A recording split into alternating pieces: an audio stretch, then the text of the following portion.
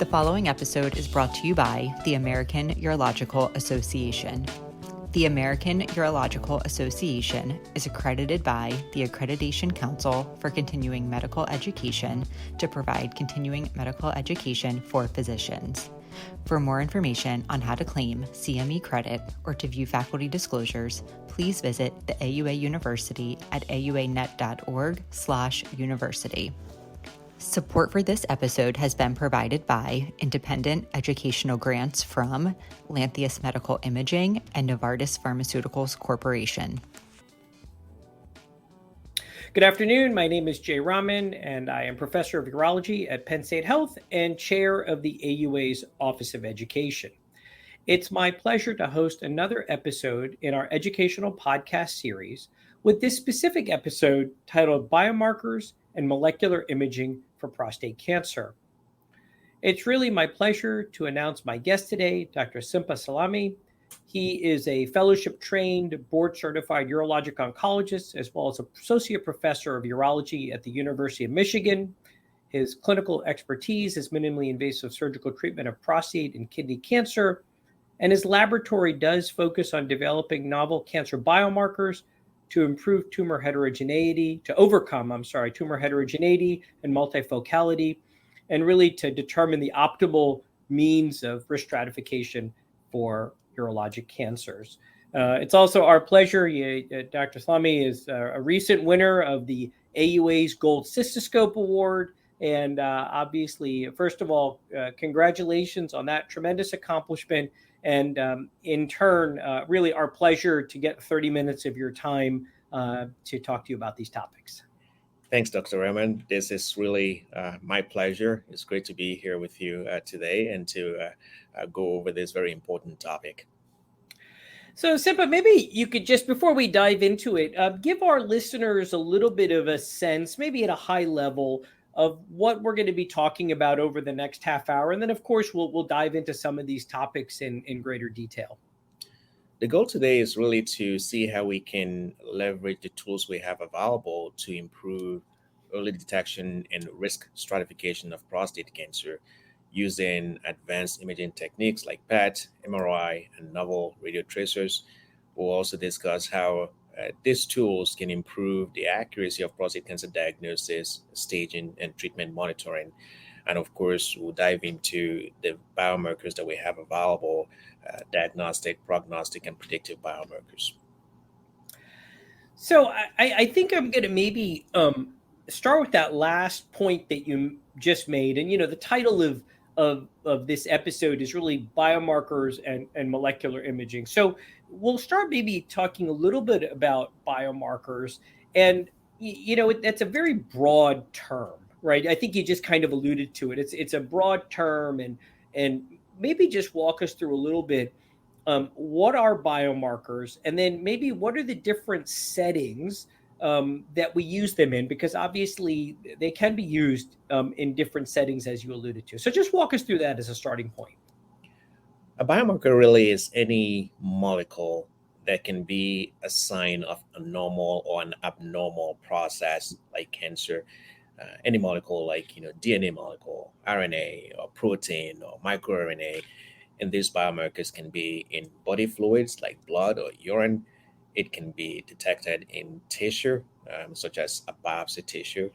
And the goal is to use these biomarkers in various settings. They could be used for as a diagnostic test. They could be used for a prognosis, meaning a biomarker that can tell you if a patient will do well or not, a patient that is likely to die from a disease versus not, or a biomarker can tell you if a patient is likely to develop metastasis or not. And then there are biomarkers that can predict who will respond or be resistant to a specific treatment. So there are a variety of biomarkers, and as I mentioned, each one has its own place in the entire algorithm for early detection of prostate cancer.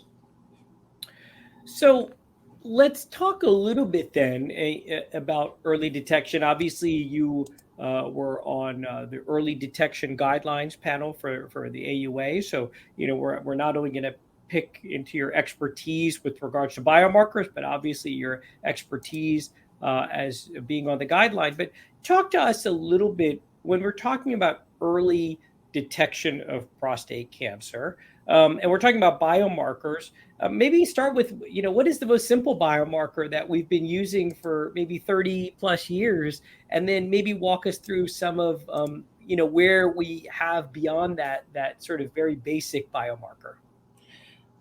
PSA is really the most widely used oncology biomarker, as you alluded to, and it's still a good screening test for prostate cancer early detection. I think, despite the controversy surrounding the use of PSA for screening and early detection, it is a very good biomarker. I think what we just need to do is to be able to screen smarter, interpret PSA results, well, as we evaluate patients who are at risk for prostate cancer. For example, as part of the AUA guidelines, we recommend repeating a PSA blood test that is elevated, because PSA can be transiently elevated in various benign processes like BPH or transient inflammation or infection or urinary retention. So we recommend repeating, PSA blood test if it's found to be elevated within a month or two, and if it's still persistently elevated, you would then proceed to evaluate the patient, further. Now, to supplement the performance of PSA, we have a variety of serum, urine, and tissue-based biomarkers that can be used to further risk stratify patients. For example, in blood, we have tests like ISO-PSA, the PHI score, 4K score, and yet to be FDA approved are Stockholm 3 and Proclaris. And then in urine, we have tests like SelectMDS, ExosDS, MyProstate score. And then in tissue-based space, we have Confirm MDX. This test can be used to supplement the decision to proceed with a biopsy or a repeat prostate biopsy. So a few questions in this realm, and I realize some of this may be your own thoughts. So I know that in some of these podcasts, I'm asking you your opinion, not so much as speaking on behalf of the guidelines panel, but maybe just asking your opinion. I think you highlighted one of the really important concepts, which is simply repeating a PSA value. And I think this is true when you look at almost any disease state, right? Nobody's hypertensive after a single blood pressure reading that's elevated. Nobody's diabetic because they had a single glucose level that was elevated. So it's very intuitive. And so the first question I'd ask you is, you sort of alluded to it, timeline. So if we're going to repeat a PSA for a confirmatory test, what's a broad timeline that you use in your practice? Generally, I would say a month or 2 months should be sufficient if this was due to a transient elevation. For example, let's say a patient has a UTI and then you treat the UTI. I'll follow up, a month or two afterwards with a repeat PSA test. That should be sufficient if this is transient or not. And then maybe my second, maybe practical question for you is, when we look at PSA, there are different ways that we can use PSA values. Obviously, the one that I think is most readily available is simply looking at like the free and the total percentage. So is that a tool that you use at all when you have a PSA elevation? And let's say you're bringing somebody back 8 weeks thereafter. Do you use at all the free and the total to not only get another PSA reading, but maybe also to get some information based upon that ratio of the potential to investigate this further? How do you use that? That's a great point. It is a tool that I do use, actually, as a matter of fact, when I'm repeating the PSA. However, the percent PSA has been shown to be of value when your PSA is within the range of 4 to 10. So if a patient has a PSA of more than 10, for example, I generally will not repeat the percent free PSA because it is unlikely to add any value. And to follow up on that, I think the other parameter that I often use in my practice, especially if a patient already has imaging or a previous biopsy, is PSA density, right? It's like, just calculating the ratio of the PSA to the prostate size. And in general, a PSA density of more than 0.25 or 0.3 is associated with, prostate cancer. And in general, if PSA density is less than 0.15 or 0.10, the likelihood that that patient has a high-grade prostate cancer is very low.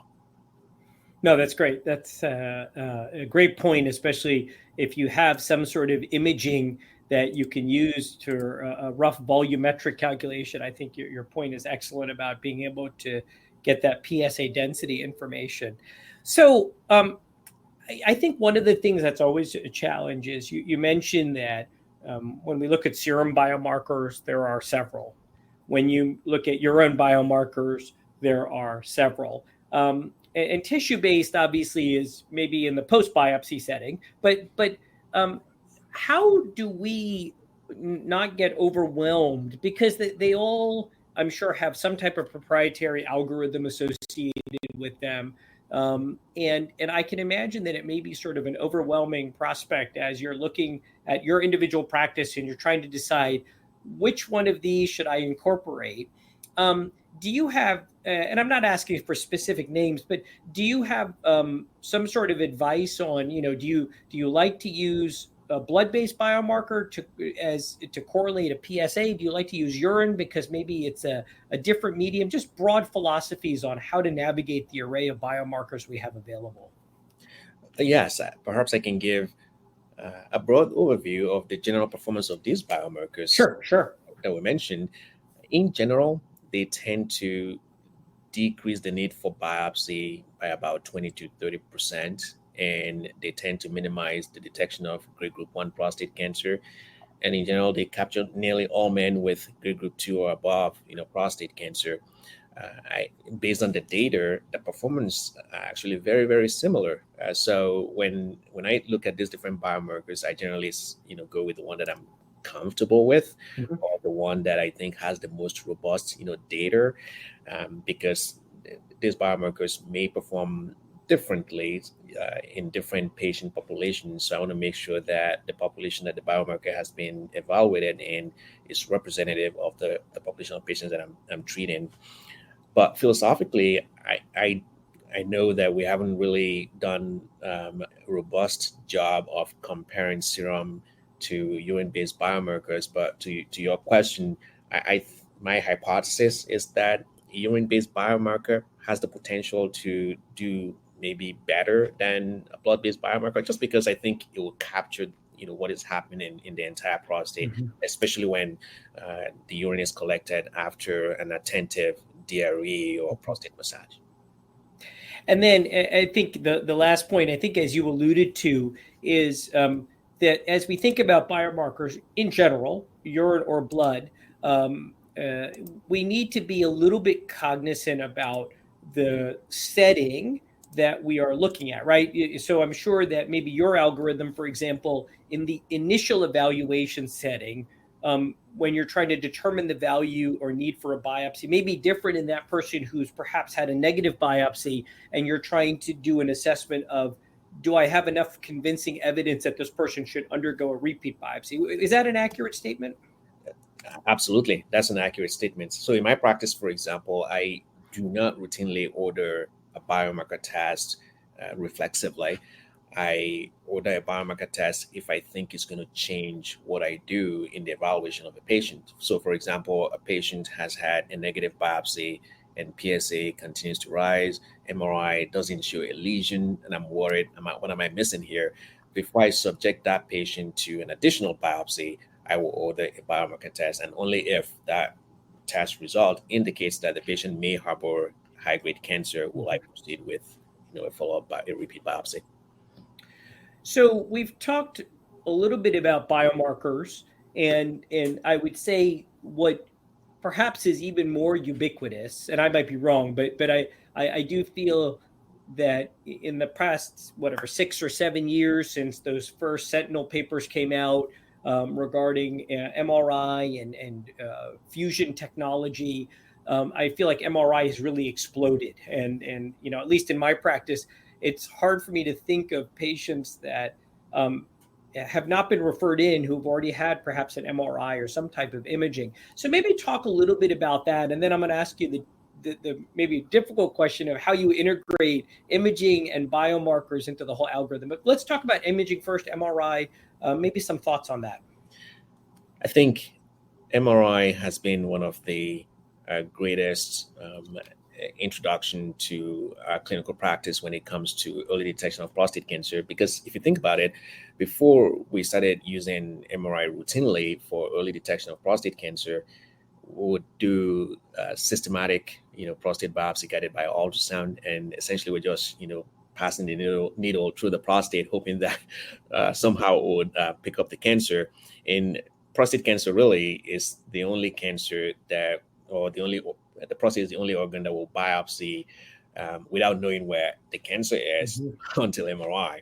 So MRI really has been revolutionary in the way that we detect high-grade prostate cancer. And like you, I use it routinely in my practice in both the initial and repeat biopsy setting, because I think that just having an idea where a lesion is and targeting it. Of course, there are false positives. We know that, and patients with negative MRI too. Some of them, up to 10 to 15% may harbor high-grade prostate cancer. Despite those limitations, I still think that MRI provides great value in early detection of prostate cancer. Maybe a corollary to that is your thoughts a little bit on the potentially inevitable inter-observer variability. And you can make the same comment maybe on looking at grade group when pathologists are looking at small slivers of tissue and trying to make an assessment of group 1, group 2. I do think that one of the things we've learned a little bit more is perhaps it's valuable to look at your own data from your own institution, because at least at our place, our diagnostic accuracy for clinically significant prostate cancer was much lower than what was published in some of the early sentinel trials. And that was sort of eye-opening, that it was almost like an iterative feedback that maybe we have to refine, the definition of these. Maybe your thoughts on sort of that question about, beauty being in the eye of the beholder and interpretation of the imaging. I agree with you 100%. I think certainly it's important that everyone looks at the institutional data to see what the cancer detection rate for each pirate's category is. What we have done at our institution, for example, very, very early on, is to have radiology, pathology, urology conference where we actually review cases that we think, for example, pirates 5 case lesions that after a biopsy comes back benign, to re-review it and then determine whether we need to repeat the biopsy or not. And very recently, we've also started doing MRI in-gantry biopsies for really highly suspicious lesions that comes back benign after a fusion biopsy. So I agree with you. I think it's important to know what the cancer detection rate is at our individual institution to determine the accuracy of our MRI, because certainly there's significant variability or inter-observer variability when it comes to MRI interpretation, and also the quality of the MRI images is also important. So how do we put this together a little bit? So we've talked about biomarkers, we've talked about imaging, and I'll maybe ask you this question in the context of there may be only a finite amount of money that a patient is willing to undertake right out of the gate, right? Between PSA-based screening, biomarkers, imaging. How do you sort of put all these together? Is there an algorithm that you use? And I'm sure there may be differences in different people's practice, but I'd love to hear how you kind of put all this stuff together in the setting of early detection.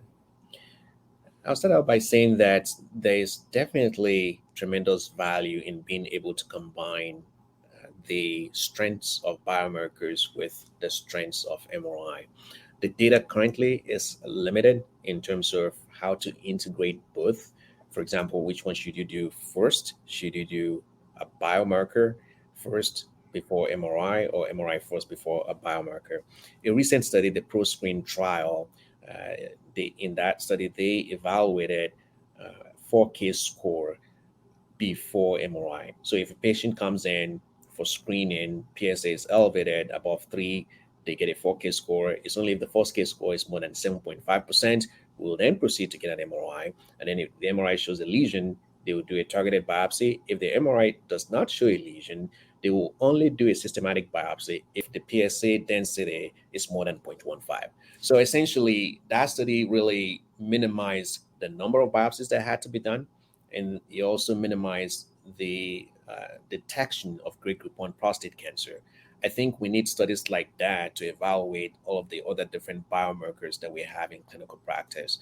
And then to follow that will be an effectiveness, cost effectiveness, analysis to determine what should you do first. Should you do MRI or a biopsy first? Because one might argue that you do get a lot of information from MRI, and maybe you could, decrease the amount of money that you spend on the biomarkers because they are expensive as well.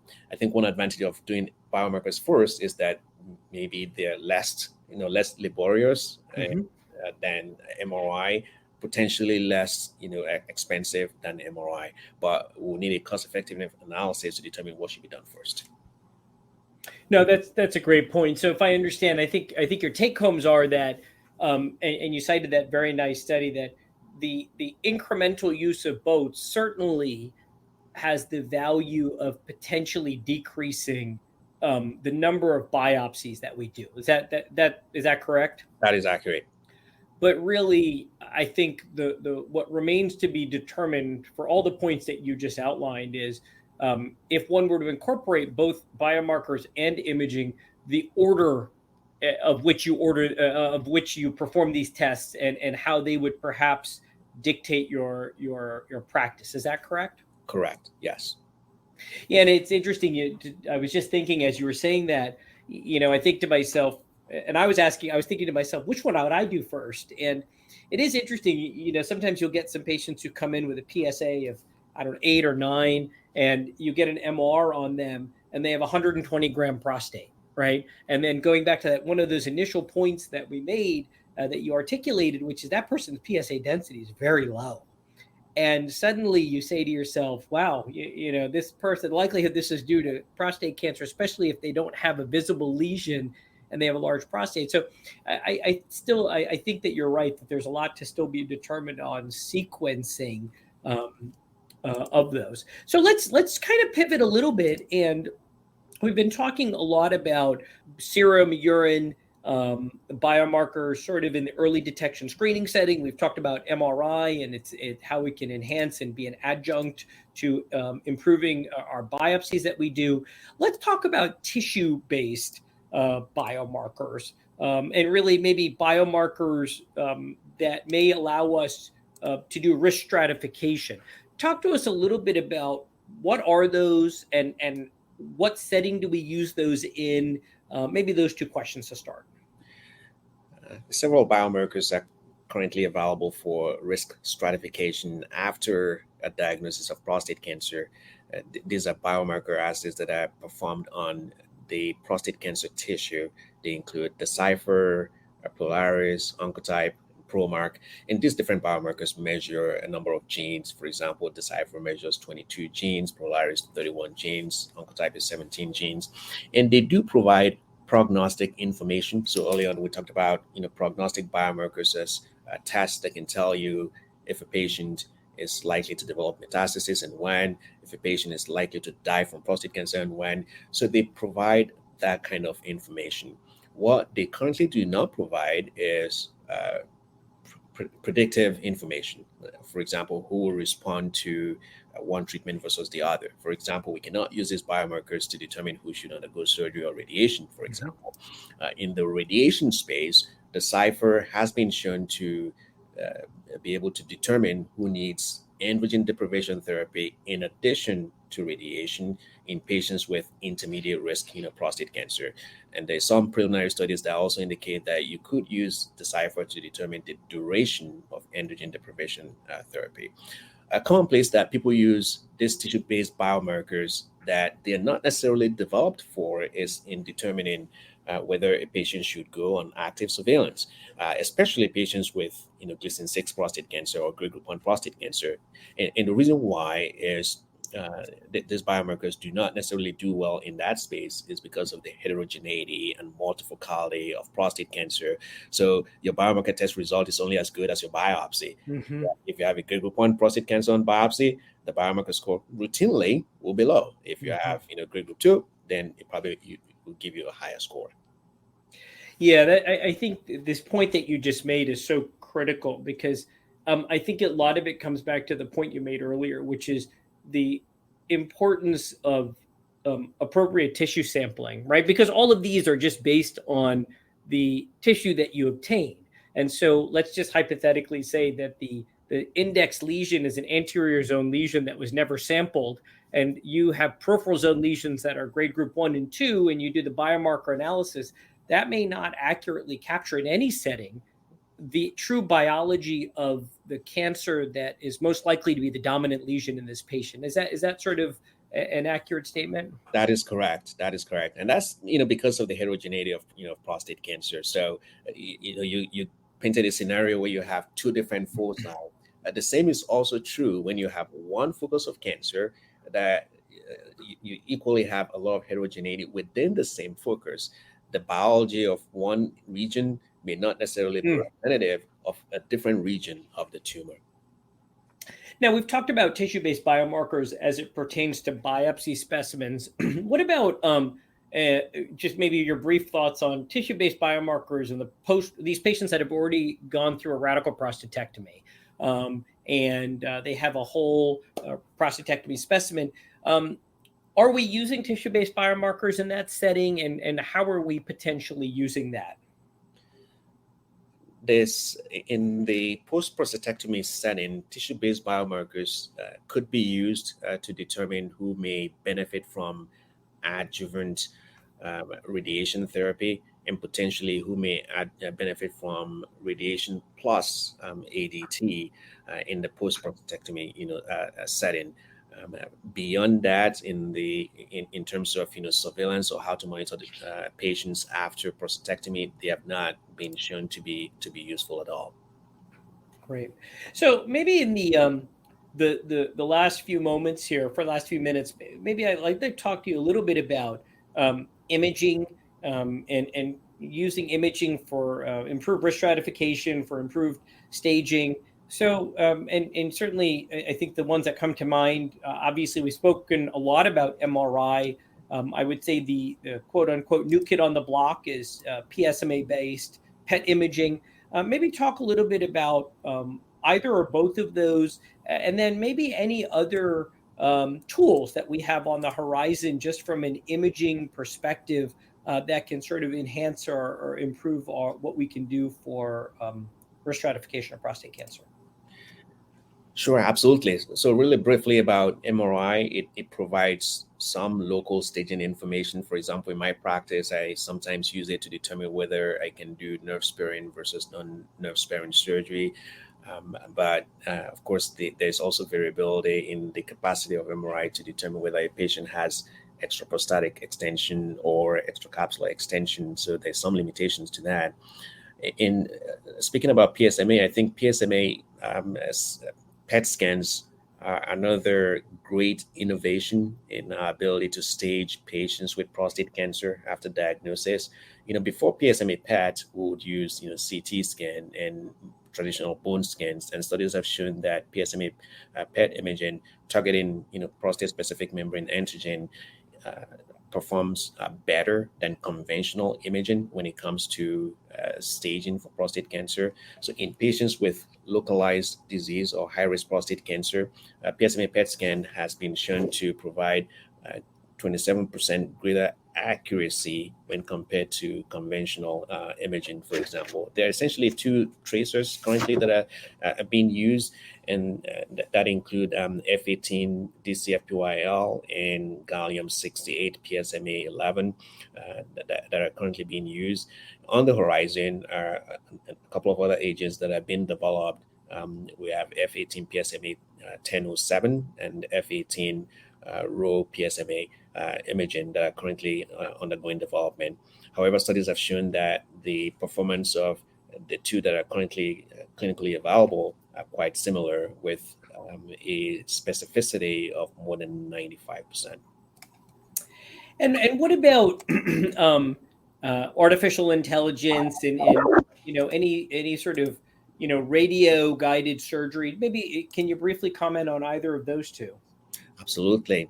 So artificial intelligence is one great innovation of our time, right? It's been applied to a variety of things, right? It's like, making your task list every day or planning your vacation. And so in medicine, I think this is one area where I think artificial intelligence will be very, very useful, will be imaging, because there are a number of quantitative measures on imaging that may not be apparent to the human eye, and having a software that can leverage or extract those different measures in aggregate and provide accurate information, I think will be very, very helpful. So artificial intelligence is currently being used to help interpret, MRI. It's still being developed, I should say, to read MRI, to segment lesion as well as segment the entire prostate. And it's also being used to see if it will do better in identifying regions of metastasis or micrometastasis on imaging. And you can envision a situation where you use artificial intelligence to overlay your MRI or PSMA PET imaging to the pictures that are acquired during robotic surgery, and use that to guide your surgical resection, to identify regions of extraprostatic extension, to do nerve sparing surgery, and potentially even determine if you're getting a negative margin or not. So there's a lot of excitement in these different areas, and we're really looking forward to how this will change the way that we approach prostate surgery. Well, it's super. Well, Simpa, I really want to thank you. It's been a true pleasure to get a chance to speak with you over the past half hour, pick your brain on a lot of practical elements that, truthfully, outside of the realm of urologic oncology, these are principles that I think apply to anybody, frankly, in urology. It's probably one of the most common diagnoses we see outside of hematuria is the elevated PSA conundrum and how to screen for prostate cancer. And I really very much appreciate your time and your expertise this afternoon. Thanks, Jay. Much appreciated. For our audience, for more information, please visit us at auanet.org/university. Dr. Slami has put in some nice references that will allow you to do some greater reading on any of the topics that we covered today. Simpa, again, have a great fall. Much appreciation for taking some time this afternoon. Thank you.